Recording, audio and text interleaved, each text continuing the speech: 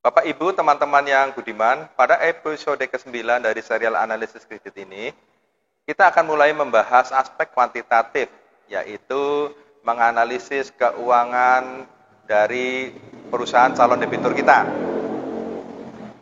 Menganalisis keuangan atau financial analysis adalah menganalisis laporan keuangan dari perusahaan. Laporan keuangan merupakan produk akhir dari pencatatan dan pengiktisaran transaksi bisnis perusahaan. Laporan keuangan yang dihasilkan adalah neraca, laporan laba rugi, laporan perubahan modal, laporan arus kas, dan catatan atas laporan keuangan. Pada video kali ini, kita hanya akan membahas 3 saja, yaitu neraca, laporan laba rugi, dan laporan arus kas. Karena ketiganya terkait dan digunakan di dalam analisis kredit. Namun, satu catatan adalah kalau kita ingin memahami lebih baik laporan keuangan perusahaan, maka catatan atas laporan keuangan diperlukan. Baik, kita mulai saja pembahasannya. Jenis laporan keuangan akan saya sampaikan secara singkat saja, karena nanti akan kita perdalam lagi pada saat kita belajar membaca dan memahami laporan keuangan. Jenis laporan keuangan seperti kita ketahui ada 5. Yang pertama, neraca. Neraca disiapkan per tanggal tertentu. Misalnya akhir bulan tertentu, 30 Februari 2019 misalnya, atau akhir tahun tertentu, 31 Desember 2019 misalnya. Neraca melaporkan aktiva yang dimiliki, klaim dari kreditur, dan pemilik atas aktiva tersebut.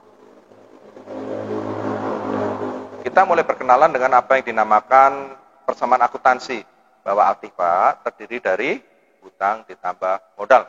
Nanti kita akan akrab dengan persamaan ini.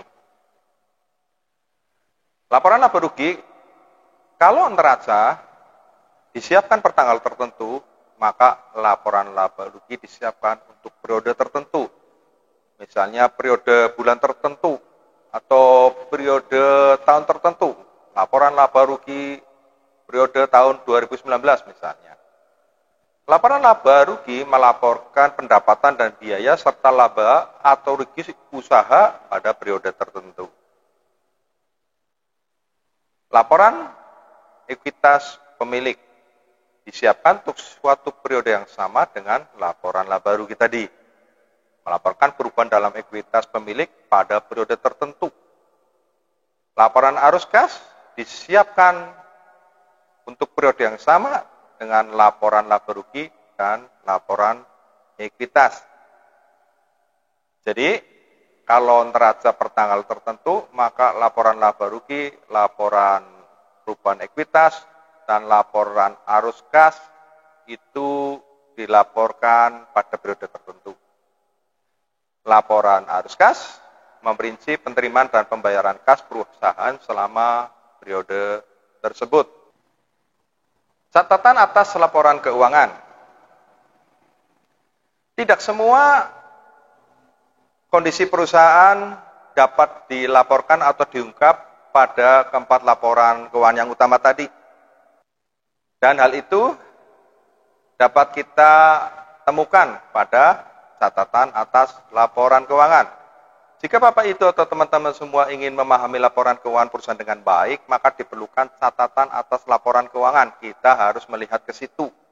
Karena catatan laporan keuangan mengungkapkan aspek dari 4 laporan keuangan utama agar kita semua dapat membuat keputusan ekonomis lebih baik. Jadi kalau kita sebagai bank dapat membuat keputusan yang lebih dapat dipertanggungjawabkan untuk pemberian kredit. Opini akuntan publik mengenai kewajaran laporan keuangan perusahaan. Ini perlu, pada saat kita menerima laporan keuangan yang sudah audited dari perusahaan yang meminta kredit kepada kita, maka yang perlu kita lihat adalah pertama, siapa akuntannya. Apakah dia memiliki reputasi yang baik, kredibilitas yang baik. Yang kedua, apa opininya. Mengapa kita perlukan? Karena kemungkinan kita tidak berkompeten memastikan bahwa laporan keuangan yang diberikan kepada kita tidak terjadi distorsi. Distorsi laporan keuangan adalah laporan keuangan tidak mencerminkan kondisi ekonomis perusahaan sesungguhnya. Jadi buat apa dianalisis kalau laporan keuangannya tidak benar? Jadi pilihlah auditor, mintalah auditor yang bereputasi baik. Biasanya bank-bank mempunyai daftar ya untuk auditor yang dapat mereka terima. Dan opininya biasanya yang diminta adalah unqualified opinion. Kalau sampai qualified opinion harus ada alasan yang kuat sampai analisis mau merekomendasikannya. Dan biasanya butuh keputusan yang lebih tinggi. Unqualified opinion adalah kondisi di mana laporan keuangan disajikan sesuai dengan standar akuntansi yang berlaku. Jadi tidak perlu ada kondisi yang membutuhkan penjelasan lebih lanjut lagi. Kalau qualified opinion, laporan keuangannya disajikan, auditor berpendapat ada yang tidak sesuai dan kondisi yang tidak sesuai dengan standar akuntansi tersebut berdampak material. Kalau advice opinion, auditor berkeyakinan bahwa laporan keuangannya disajikan tidak sesuai dengan standar akuntansi yang berlaku. Kalau disclaimer, auditor ragu-ragu. Auditor sendiri ragu-ragu terhadap keberlangsungan entitas. Ini kalau disclaimer. Baik, di dalam menganalisis finansial perusahaan dan di dalam kita menguasai laporan keuangan, sebetulnya apa sih yang harus kita perdalam? Apa yang harus kita kuasai lebih jauh? Apa saja? Yang pertama, kita harus mengetahui prosesnya. Tetapi prosesnya di dalam video ini tidak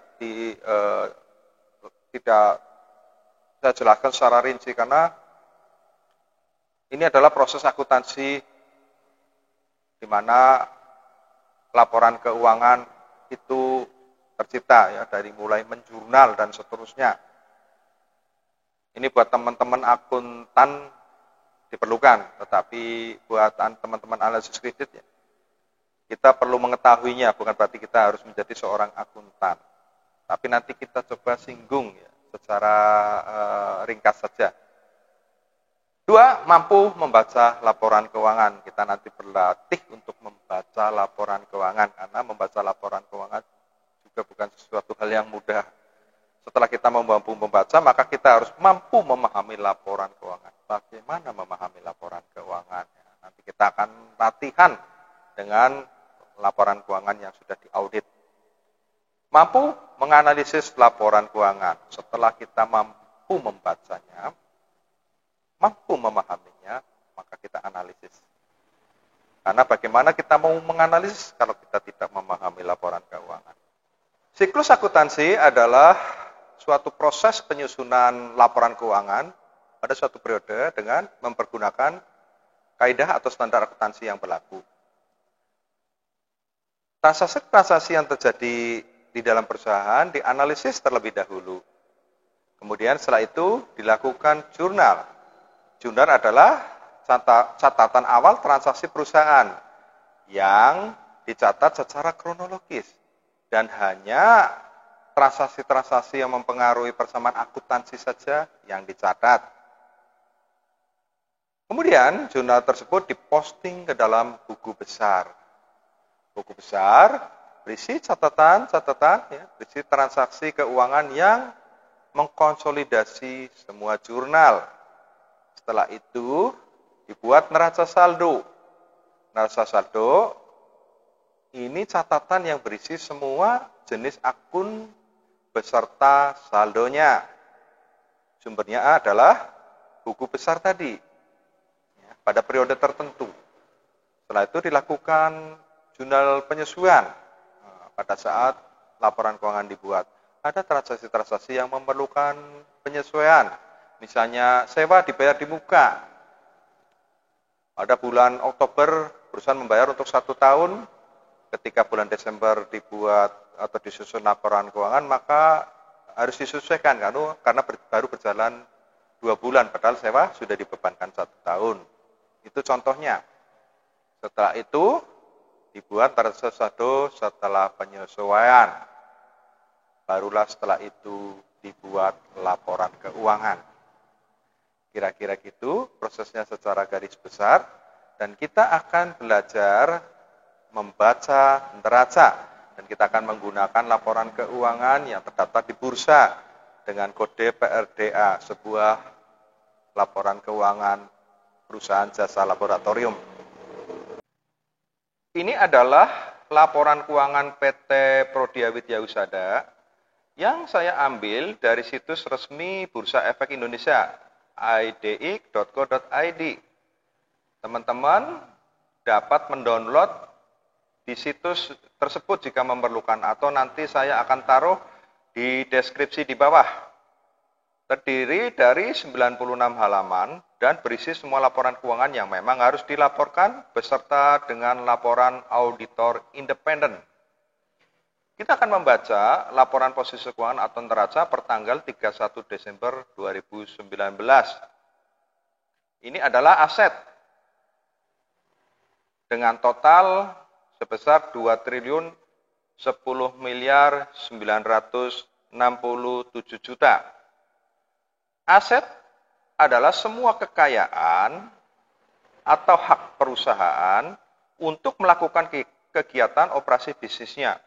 Dengan aset inilah perusahaan menjalankan roda bisnisnya untuk bertumbuh dan menghasilkan keuntungan.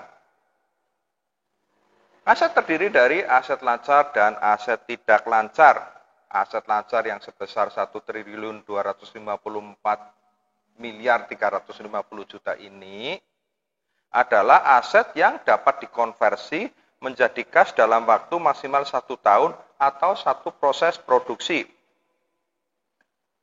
Sedangkan aset tidak lancar sebesar 756 miliar 617 juta adalah aset jangka panjang.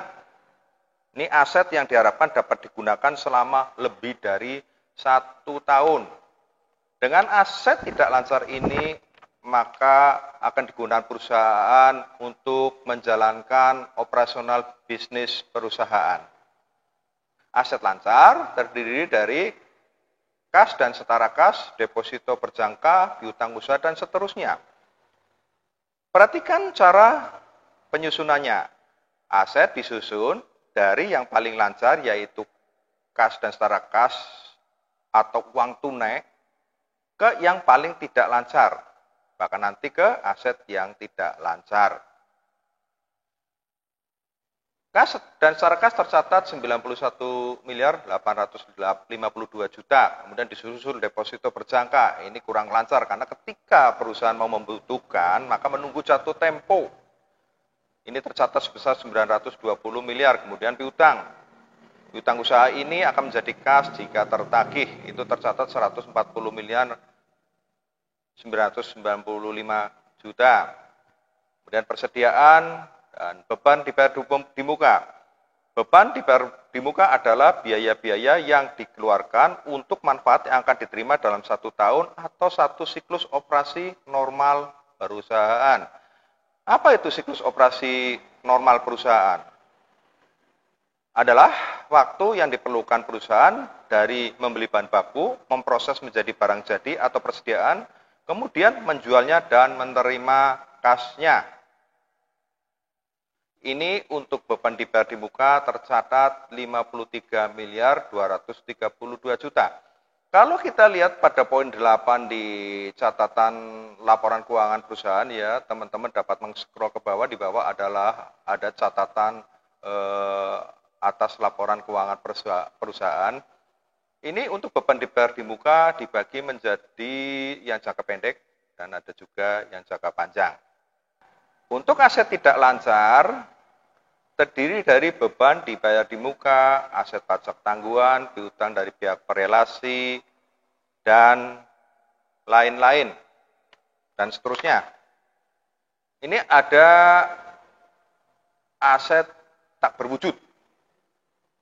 Aset tak berwujud adalah aset tanpa wujud fisik, yaitu hak istimewa atau posisi yang menguntungkan guna menghasilkan pendapatan untuk Prodia adalah, kalau kita lihat di poin 11 untuk aset tak berwujud, adalah lisensi piranti lunak dan hak paten yang tercatat sebesar 12.344 juta. Nah, semua aset ini yang tercatat sebesar 2 triliun lebih ini itu dibiayai dengan liabilitas dan ekuitas. Liabilitas dan ekuitas sebesar total 351.368 juta ditambah equity atau modal yang tercatat sebesar 1.659.599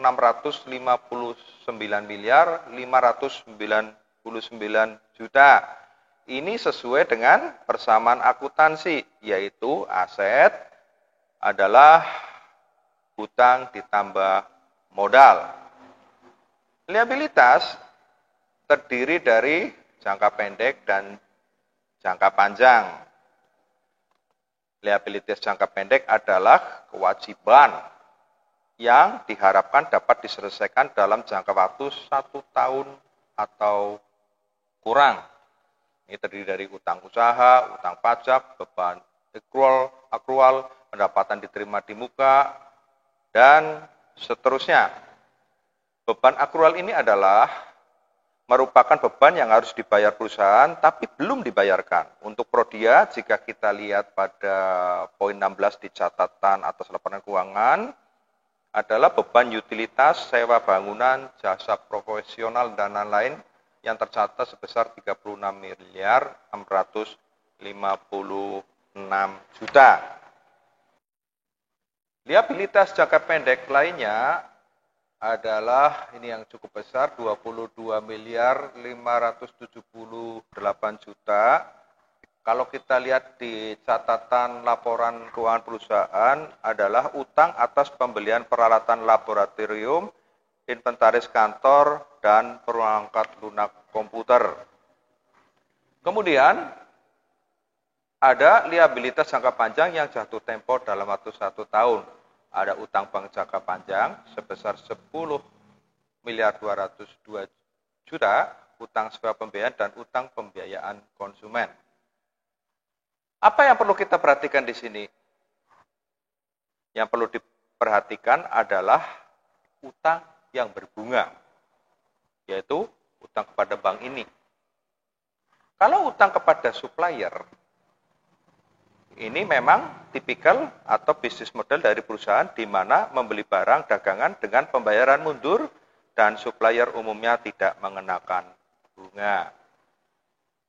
Kemudian ada liabilitas jangka panjang dan modal. Modal adalah aset dikurangi utang kalau di dalam persamaan akuntansi. Ini sejumlah 1.659.599 juta. Bagian terpenting dari modal adalah modal disetor, paid in capital, dan laba ditahan, retained earning. Nah, apa yang didapat dari membaca neraca ini? Kita mendapat gambaran aset yang dimiliki perusahaan dan klaim kreditur atas aset tersebut. Untuk kita dapat melihat gambaran yang lebih baik mengenai neraca ini, maka kita harus memahaminya. Berikut ini cara memahami neraca.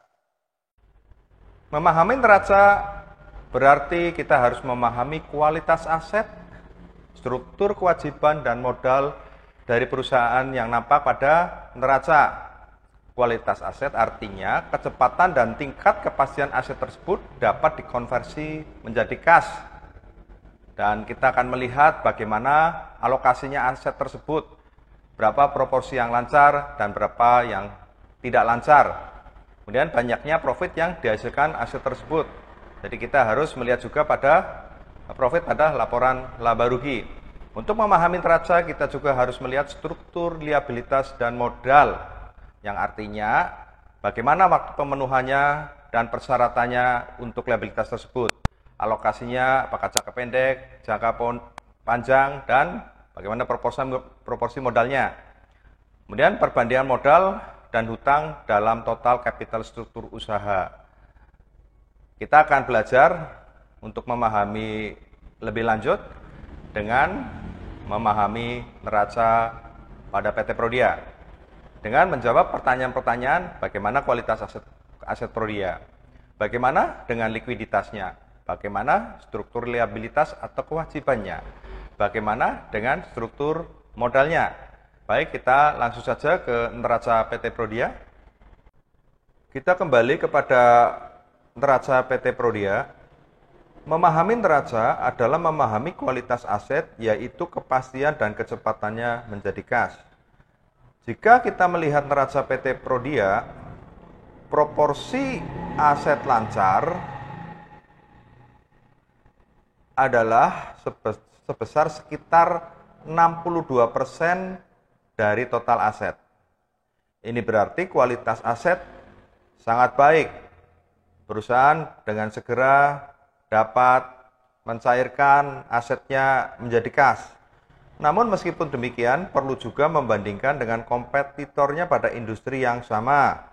Dan kalau kita lihat profil dari neraca Prodia ini, sesuai dengan bisnis Prodia yaitu jasa laboratorium klinik kesehatan.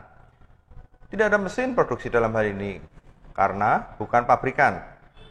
Aset tetap adalah bangunan, kantor, cabang-cabang dari Prodia, kendaraan, inventaris kantor, dan peralatan. Jika dilihat dari struktur liabilitas dan modal, total liabilitas adalah sebesar 351 miliar 368 juta. Ini hanya sekitar 21% dari total ekuitas. Dengan kata lain, modal, ini modal perusahaan, 4,7 kali dari total hutang PT Prodia. Suatu kondisi yang sehat, bahkan utang yang berbunga, yaitu pinjaman bank, jika kita lihat hanya sebesar 10 miliar 202 juta untuk yang bagian jangka pendek dan 8 miliar 569 juta untuk jangka panjang. Jika perusahaan mau, dapat menutup atau melunasinya dengan kasnya yang sebesar 91 miliar 852 juta tanpa perlu mencairkan depositonya. Apa kesimpulannya mengenai hal ini? Kesimpulannya, perusahaan memiliki kualitas aset yang baik, struktur kewajiban yang dengan segera perusahaan dapat memenuhinya dengan modal yang berkali-kali lipat dari total kewajibannya, total hutangnya. Suatu kondisi yang sehat buat perusahaan. Sekarang, berapa profit yang dapat dihasilkan dari aset tersebut? Kita akan mempelajarinya, kita akan melihatnya pada episode berikutnya, yaitu membaca dan memahami laporan laba rugi. Baik, sekian dulu untuk membaca dan memahami laporan posisi keuangan perusahaan. Sampai ketemu di episode berikutnya. Terima kasih.